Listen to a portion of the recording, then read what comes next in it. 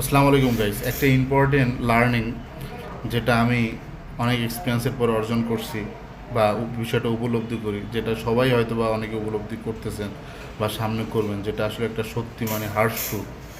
সেটা হচ্ছে যে আপনি জীবনে যে সমস্যায় পড়েন না কেন, মানে যত কঠিন প্রবলেমে পড়েন, যত অভাবে পড়েন, যত আহ, যে কোনো সমস্যা, পারিবারিক সমস্যা, অর্থনৈতিক সমস্যা বা জব বিজনেস যেটাই হোক, মনে রাখবেন আপনাকে কেউ উদ্ধার করবে না। এটা একদম ট্রু। যে যতই বলুক যে আমি তোমাকে আগে হয়তো অনেকে বলছে এটা করবে ওইটা করবে, বাট আসলে একমাত্র আপনি আপনার উপকার করতে পারেন।